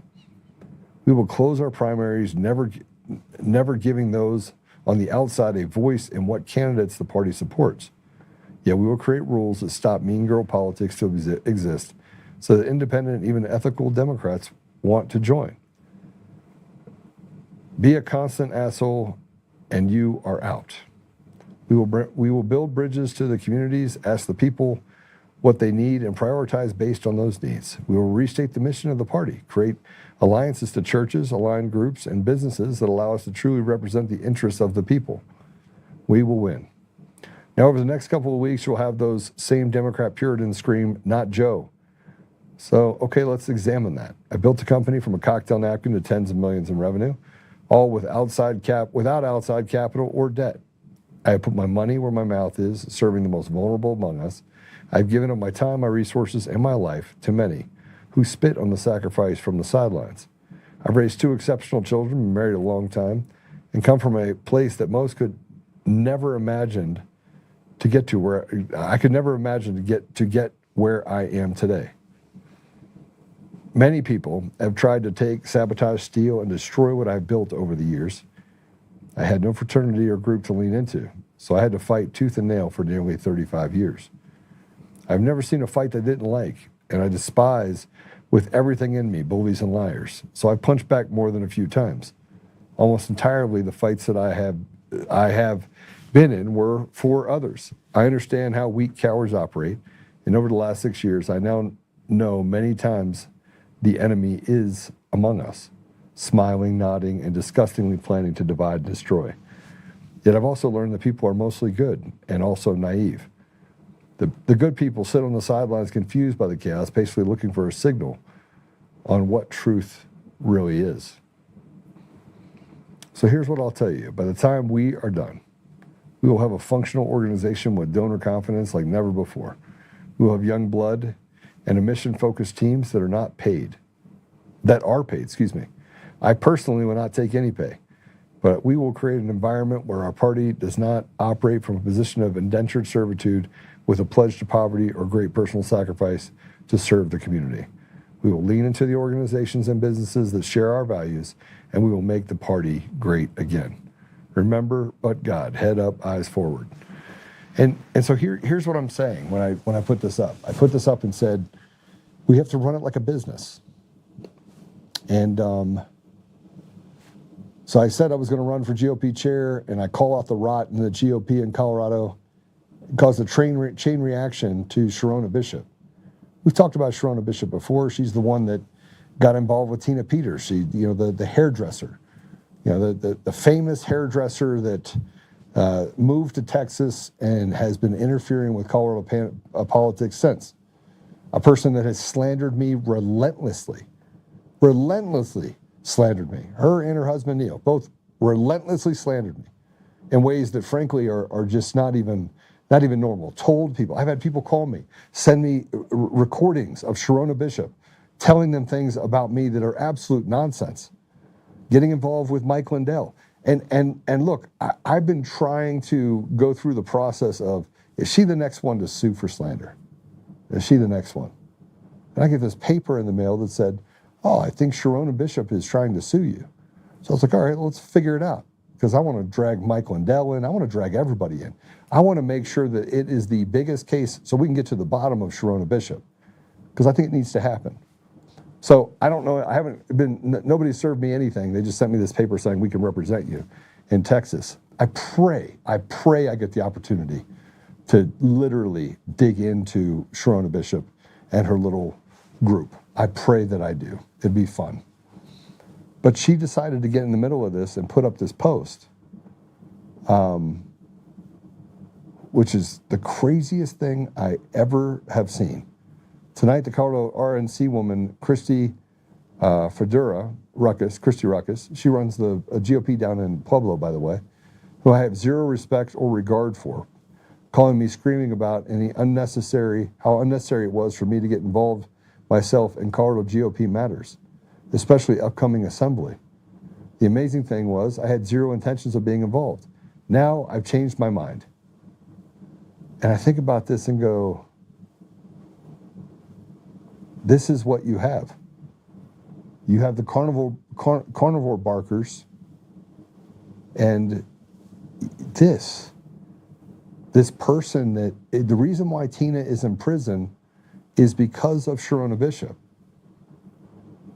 All the things that happened with Tina Peters, everything related to Tina Peters, the chain of events that happened were all related to Sharona Bishop. And now she's coming back into Colorado politics to cause more of a stir. She got involved in the Colorado GOP chair last time. She's doing it again. I pray, I'm going to say it right now, I pray, Sharona, that I get a chance to see you in court. I pray I do. I don't care how much money I have to spend. I just do not care. I do not care. The amount of anger that I have towards you and what you have done is going and raising money on using Tina's name and doing the things that you did are absolutely disgusting. And by the way, every time you put up a post where you came after me, I made sure I screenshotted all that too. So I'm praying that I get an opportunity to stand in front. I pray that I can drag in other parties that I can sue in the middle of this too. From Mike Lindell all the way down. I'll pull everybody in. Let's just have a party. Because I am done. I am done being nice to people who have done nothing but crap and destroy everything that is good about Colorado and then run away and act like, oh, I had nothing to do with it.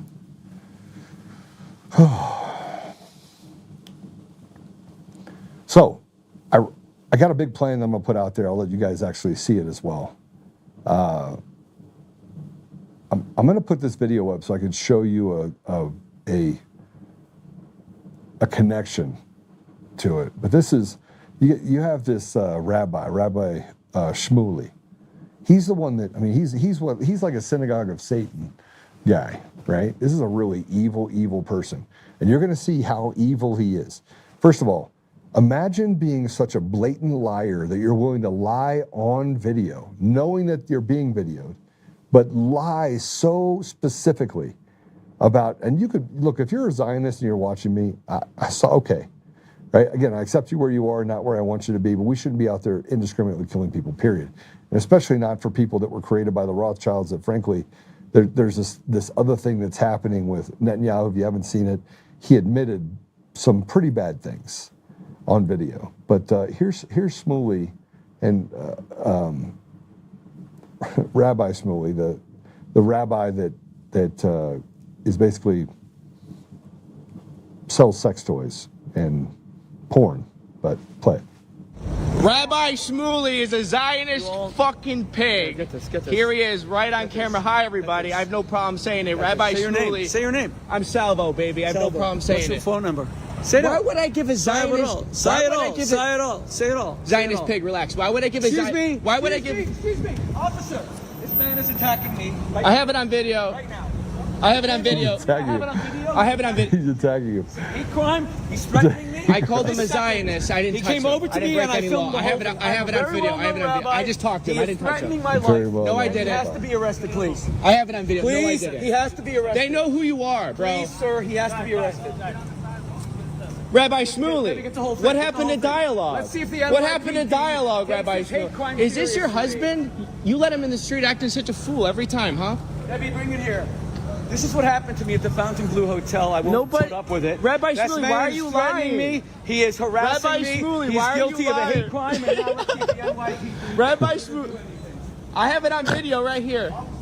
I was doing a video about this is about anti-Semitism. I'm doing a video We're in the too. middle of an intermission. This man came over, I was at the play attacked too. me, harassed me. He already called us fucking Jews upstairs. I have a woman who No, I witnessed didn't. it. No, I You didn't. called I'm us with my- fucking Jews. I'm as with you my left, wife over there. and he just attacked me. I My name have is it on Rabbi video. Shmuley Boteches. He will tell you. They know who you are, Rabbi Shmuley. They know who you are, Rabbi Shmuley. You're making He attacked me, and this is a hate crime. You're making a scene, Rabbi He Shmuley. attacked me, and this is a hate crime. Now, why did you walk over to me? Tell him. Why did you walk over to me? What did you say? Why did you Yes, walk sir. over to me? What did you say? I said you're a Zionist. No, you said I'm an effing Zionist. You started attacking. I'm allowed to swear at my you. Safety. No, I You are didn't. threatening my safety. No, I didn't. You invaded my personal space to harm me. I'm allowed to say that. I'm allowed to say he's a Zionist pig. I'm allowed to say he's a Zionist pig. My identity, but I want him Why do you escalate, Rabbi Shmuley? Why do you escalate? Why do you escalate, Rabbi Shmuley? Officer, Jews have to be safe in New York City. Sir, I have freedom of speech. Sir, Jews cannot be attacked because they weren't Jews. If someone's black and they're attacked, that's racist. Rabbi Shmuley completely losing his mind. It's freedom of speech. It's freedom of speech. I can call him a Zionist. It's freedom of speech. We're not in Israel. What happened? I got it all on video if you want to see it. What happened? I know him. I was at the play too with my wife. You were at that? Yeah. I know who he is. He's a Zionist. I saw he was filming a video saying, in my opinion, a bunch of hateful things, right? But where was that video being taken? Just right here. To you or like? No, his wife was filming him, and I just went up and filmed him and called him a Zionist, and that's when he ran to you guys right away. And I can show it to you. Yeah, let's see what you got. Okay, listen to me just for a minute. This guy runs in the street and tells him he's being attacked, and it's a hate crime to call him a Zionist pig. I can't. Now I'm gonna tell you why this is important. Bullies in the state of Colorado have literally ruled the roost for so long. Vicki Tompkins was the GOP chair down in Colorado Springs. She was the only black chair in the country. And the amount of racism and the amount of just things that they did to Vicki Tompkins when she was the GOP chair for 4 years for the El Paso County, third largest county, by the way, in the country. She's a GOP chair. She was unpaid. If you knew the things that they said about Vicki, it would blow your mind. She was treated with not just disrespect, but it was racist. It showed you a part of the party that, frankly, was absolutely disgusting. So there's this guy, Tyler Sandberg. He's a part of that Mean Girls crew, the one that has gone after people like Anil, who is in another county. These are bullies. These are really bad people. These are bad people that are afraid that they're losing their grip on the party itself. And over the last 20 years, they have run the party into the GOP in the state of Colorado. The state GOP does not have an office. It doesn't have an office. It does not have a physical office in the state. And the money that has come in for the GOP at the state level has gone to an attorney to pay an attorney's fees to represent the person that's the chair who's now resigning against a lawsuit that happened in the party before she was there. $260,000. Every dollar that's come in has gone out to other people, but not to get people elected, nobody, two vice chairs resigned, and it's in total turmoil. These are the same people. The Tyler Sandberg are the same people. So let me just show you this post. I thought Dave Williams would go down as the worst GOP chair in state history, but Joe Oltmann would take that crown. I know it's the most thankless task in all of Colorado politics, but I sure hope a rational and normal Republican steps up to run. Don't stick us with this psycho. And quotes Kyle Clark, the guy that literally is being run out, that no one in the Republican Party likes. and I'm a psycho. Run a successful business. Let me just give you a little bit of a background behind me. I've been married a long time. I have 2 beautiful kids that are grown. I don't owe anybody any money.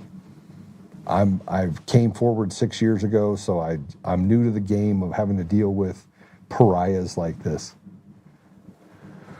So I responded, and he didn't like it. Because I always respond to people who want to just create a narrative that's not true. So put it up. I said, oh boy, not sure who this peach is. Let's do the math, shall we? GOP is on life support. The radical left has completed the destruction of the state of Colorado, and now it'd be the worst thing for the state, and I'd be the worst thing for the state as chair. They attacked me for uncovering the election fraud, calling out the groomers, standing up for the COVID scam, calling out satanic leadership, and protecting children. Now I'm the wrong pick for chair. I literally cannot be slandered any more than I have been. Nah, let's put up the satanic skinhead drug-addicted man who wrote about raping his wife, dragging her around and peeing on her like a dog, Antifa guy, as the poster child for being misunderstood. Let's put Tina in jail and let the radical left continue to run the Republican Party by proxy. Yeah, F off, Tyler, you cowardly bitch. I'm past the part where I pretend we are not at war with trash. You cannot like what I just said. Well, Victor Marx started going on the attack to attack me. Now, I've already dropped out of the race. He wanted to go attack me. And let's play it. Let's play. This is Victor Marx. This is a guy running for governor. Now, we leaked to Victor Marx that I was going to be getting out of the race. We leaked it to him. Now, he went on this deal and showed this video and said, I'm going to make this $1,000 bet. And I said this, and I'll put it up here now. You're a 7th degree jiu-jitsu black belt. 7th degree. That's what you said. That's by your own words, you said it. Let's get on a mat. We'll do it for the same $1,000. Okay? I mean, you're a 7th degree jiu-jitsu. I didn't do jiu-jitsu. I wrestled. So let's just go get on a mat, and winner takes all. Pretty simple. I'll pay $1,000 to you. That'll go end up going in your pocket, right? Because you're a 7th degree jiu-jitsu black belt. Let's do that. But anyway, he had to just play this video. So, with everybody that's in the field, who do you think is going to be the one that's going to be the most difficult that you're going to end up against? I think Barb Kirkmeyer, she turned in signatures. I believe she'll be on the ballot for the primary. And I think I will easily defeat her. Just simply because, as someone said, she is a great, probably the best candidate for the 90s. I'm not saying that mean. I'm going to make this prediction right here. I haven't ever said this on camera, but Scott Bottoms and Joe Oltmann, they're actually working together. Joe Oltmann has he's truly not running for governor. But I challenged Joe to stay in the race all the way through, and Scott, all the way through Assembly. I'll challenge him $1,000 right now, that if he drops out, he can give $1,000 to my favorite charity. If he stays in and keeps his word of running for governor, then I'll give $1,000 to his favorite charity. So he put the video up, and he and said that I would be the worst pick for the Colorado chair. I run a successful set of businesses. I've seen failure. I know what it looks like. I've built lots of companies. I know what it looks like to have somebody walk you off a cliff, too. And I was on Ryan Schuling's show this morning walking through this. And here's somebody asked me a question. They're like, Joe, do you have to stay neutral through the primary? And a friend of mine who's been in the Colorado politics for a long time, I had lunch with him and Peter Boyles, who, by the way, I've become friends with. It's Peter didn't like me. For years, he hated me. He would openly say he hated me. And I got on his show and talked to him, and we talked, and then I went on his show for 3 hours, and after it, he's like, we're going to be friends. That's kind of the effect I have on people. So if people hate me and they spend any time with me, then they start removing the things like Kyle Clark, which is really dangerous, and other people's slander of me. And you just get to know me. It's really simple. Now, I'm brutally honest. You might not like it, but I will tell you the truth.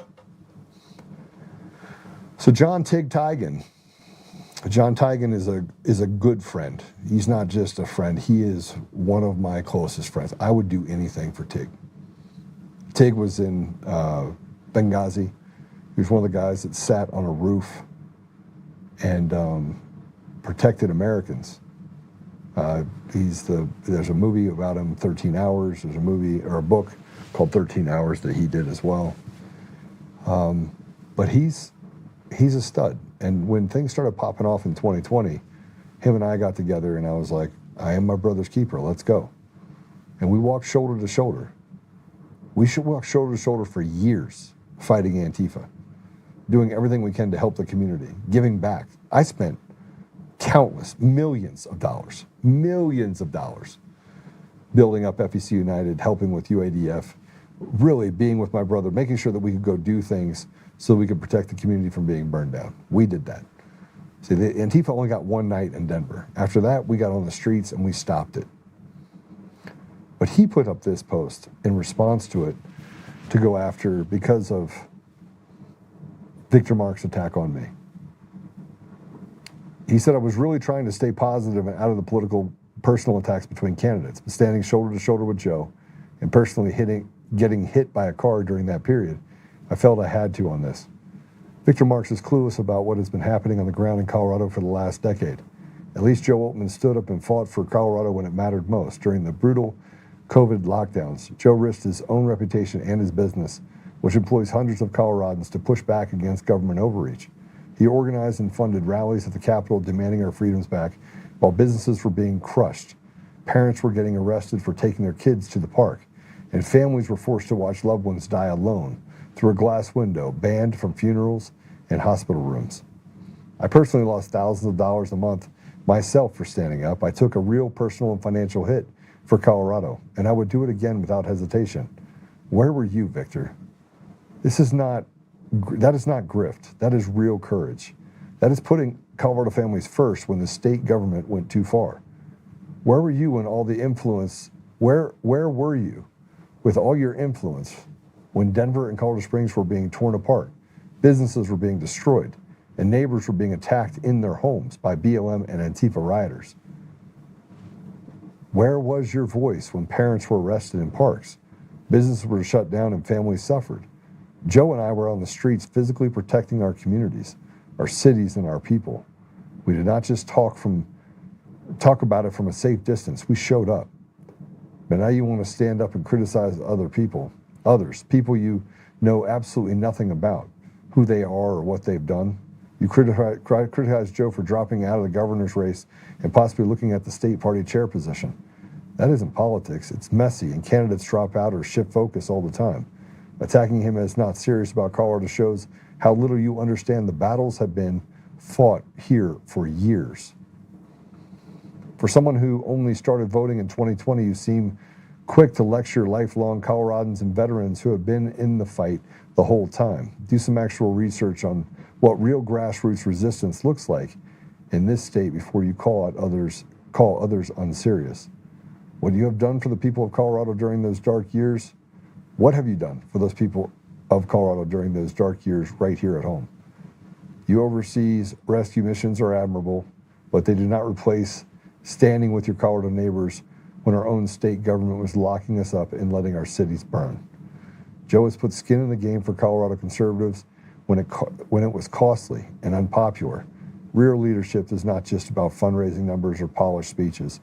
It's about fighting for the people when the heat is on.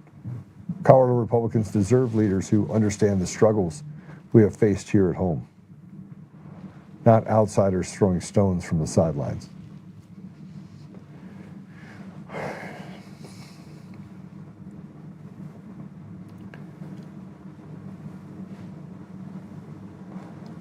I want to say this. I put up a post in response to Victor, and now that I think about it, I go, you know what? I think I'm now trying to hammer a nail in a coffin that is already nailed in. So I don't really need to talk about Victor Marks anymore. I think the people of Colorado are going to have to figure it out. And the reality of it is that I have all of the skills and all of the ability, and I have a 90-day plan and a 1-year plan to be the state chair. And I'm stepping in and saying I'm not going to take any money for it, but I'm going to build an organization that does pay its people. And the state apparatus should be paid people. The Democrat Party's all paid. They should be paid people. And then the county chairs should all get paid. And he's like, how do you do that? You convince people that this is the sexiest thing ever. That's why John and I are so important. We want to flip the script.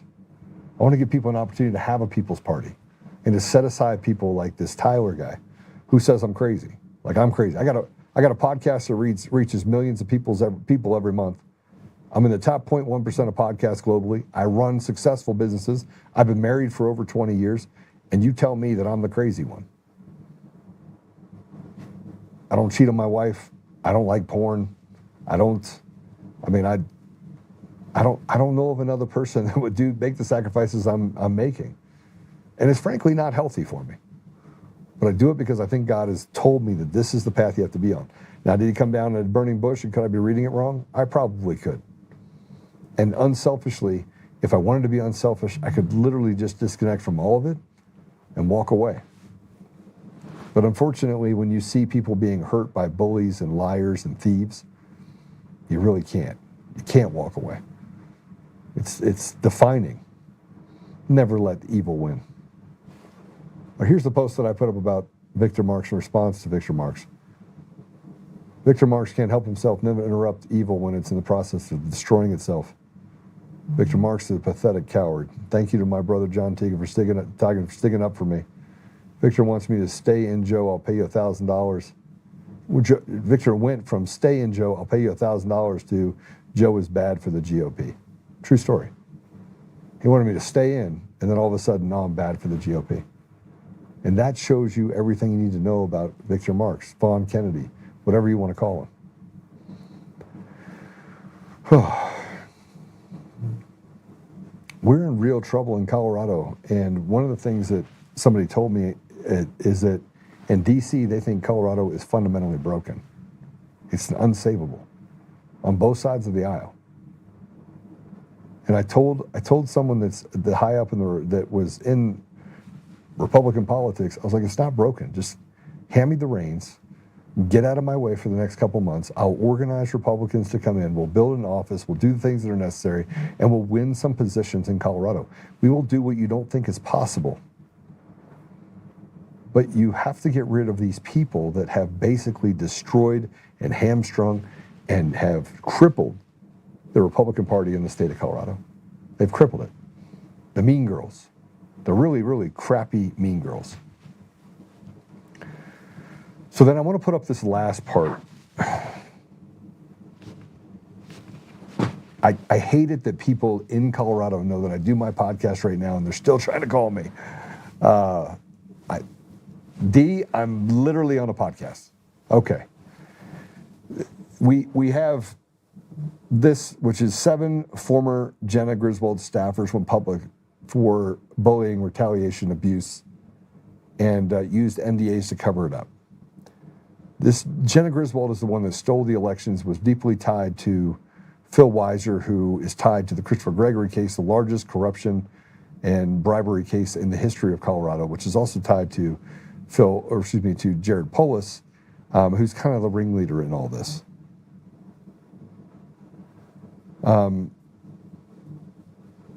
She's also the one that lied about arguing a case before the Supreme Court, which she never did. These letters, go ahead and post it if you would. Just post it on my socials so we can have access to it. This is the reason why we do this in the state. It's the reason why John does what he does. And I'm more closely related to John than I am anything else. I mean, he certainly is my brother from another mother. We are a cesspool of fraudsters and cowards. It's a cesspool. So when someone strong comes in and says, hey, here's how we're going to do it, they want to shut it down. They want to stop you from being able to speak. All right, I don't have anything else. I think I got my point across. Yeah. I'm gonna read you this that I put up on socials too. And I want you to think about this. So when I get pissed off about things, it's pretty straightforward. But you have people that are now apologizing and saying Scott Bottoms is separating himself from Joe, which is not the case, because Joe cusses. Imagine that. You go see a movie and see it. You'll allow children to get groomed. You'll allow people to go out on the streets after raping a 6-year-old kid. You won't show any rage. You'll get mad at me for using the word retard and for cussing at people that frankly deserve to be cussed at. But you won't, that as long as you can control speech, as long as you can be the arbiter of what it is that civility looks like, then we're okay. Everything's fine. Well, I challenge you. I challenge you to use that same sort of drive to be tactical about not just judging everyone else and saying, I don't want Joe to do this, I don't want Joe to do that. You don't get to control me. You don't want to listen to me hit the off button. I'm good with it. But don't sit here and tell me somewhere along the line that you get to be selectively able to judge me. Don't do it. So this is what I wrote. I see the selective rage of me punching back at bullies that run around socials treating people terribly without any accountability. When I punch back, they act like victims. I'm not one to allow bad people to act with impunity. Much of it I ignore, but sometimes I grow tired of it. Listen, the days of the mean girls and clowns lying and defaming others without a punchback are over. We're in a perpetual free fall because losing gracefully and quietly is considered noble, while scrapping is considered barbaric. By who? Who makes the rules? And why is it the weak cowards that say this is not stately? Not because it is rightly justified, but because they are weak and pathetically getting called out for being on team evil somehow makes them the victim of someone punching them back. I'm over the civility only when evil trash says let's be civil. I'm all about being civil, but I'm not going to allow bullies and retards to speak freely when muzzling the responses behind the shroud of victimology. Not interested, and neither should you. One of the things I appreciate about President Trump is that he calls trash trash and evil evil. We people hate him for it. I admire him for it. It's just my way of saying this. I am who I am. I am perfectly imperfect. I'm going to pray at the end of this show, and I am sure that I used a curse word or two. And frankly, I only want to run the Colorado GOP because I can fix it. And I can fix it quick. And if the Colorado GOP doesn't choose me, if the SEC doesn't choose me, and they choose to go with another milquetoast candidate that walks these party lines because they're deathly afraid of me figuring out where the bodies are buried, then you deserve what you get. You have one party in the state of Colorado. It is called the Democrat Party. And underneath that, it is the Democrat Socialists of America. And they have the bully pulpit and use people like Kyle Clark and other people to try and convince you that the guy that can fix it is the guy you should run away from because, frankly, he uses mean words. I've been fighting for 6 years. Like me or hate me, I don't care. My job is very simple. Go in, fix it, give people back opportunities, and then go and recruit young people by the droves that can come in and do some pretty courageous things. There's a reason why we recruit kids at 18 years old to come into the military. We want to mold them, we want to make them warriors, and we want to send them out there so they can defend and protect our people. Well, if that's the goal of 18 to 25-year-olds, then why the hell don't we have 18 to 25-year-olds that we hand the reins to in the state of Colorado? We don't do it. We relegate them to the young Republicans and push the door open and tell them, stand outside and wait your turn. I'm out. My company has grown by embracing young people. And if you want to grow ethically and morally in our society, you're going to need young people. So that's all I got. All right, so Apple Podcasts, Google Podcasts, Spotify, Pandora, iHeartRadio, TuneIn, and more. We are everywhere. Come see us wherever you see us. I will be still all over the state of Colorado. I got a couple things that are coming up. Let's take a look at these comments for a minute. I was just listening. Not everyone looked at the screen, so I'm very sorry. I don't know what that's about. You had me worried like it was SOS or something. Christians not vote in Colorado. Christians vote in Colorado. If Christian conservatives in Colorado would vote, we would win. We could win. Mean Girls equals Britta, Heidi, Bart. No. Listen, John Lyon, let me explain something to you. Don't put Heidi in that. Don't put Barb in that. Britta's just not competent to do the job. So I think we have to be really careful what we say, good or bad. She was the choice for the weak and pathetic people that have been nothing but bullies and trying to tell people that they have to take it in a certain direction. The Tylers. The Tylers picked Britta. Tyler picked Britta. Destroyed it. Closed the office. Yeah, Scott does not judge people. He is respected by gays and consumers. Yeah, I know them well. I know Rich really well. Good dude. Super good dude. I don't know what you're putting up there, Gammy. I can't read it. Gammy bragging again. I don't know what that means. Need to get Scott Shamblin in your lineup. Okay. Got it. All right. Well, like I said, I told you where to find us. Let's go ahead and pray us out. Father God, thank you for the opportunity to be here. And thank you for the beatings that I regularly get to take. They're so fun. And thank you for the people that have stood by me, and I'm very grateful for them. Very grateful. Thank you for the time that we've had on the show. Thank you for the journey that we've had over the last 6 years. Help us, Father, that we can get to a place where we can recognize winning. There's so much. There's so much to talk about related to what winning means.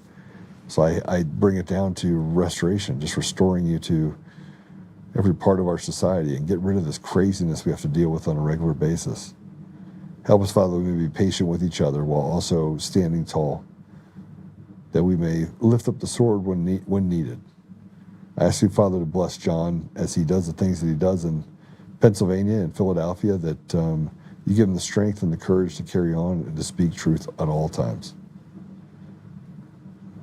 Thank you again, Father, for just putting us in a place where we can save the nation.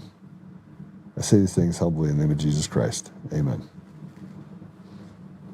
All right. Hasta mañana, Jeff. See you later. Susan, good to see you. Always good to see you.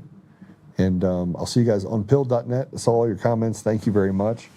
We're going to be doing more with Pilled here in a little bit. It might be the place that I have moved things.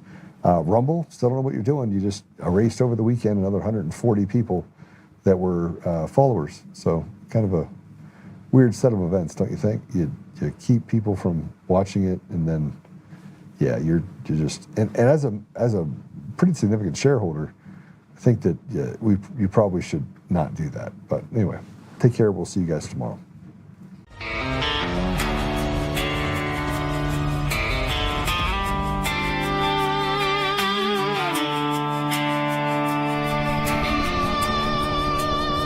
Rise up untamed in the heart of the fire where the wild ones roam. Joe Oltmann's calling, bringing truth back home. From conservative daily to this untamed fire, we shatter the silence, lifting spirits high. No chains can hold us, no lies can prevail. Authentic and fearless on this rugged trail. Patriots gather under stars and stripes. Untamed nation, igniting the night. Untamed nation, let the truth roll out in this land of the free. Standing proud from sea to shining sea, we won't back down. Catch the fire, wear the crown. Untamed nation.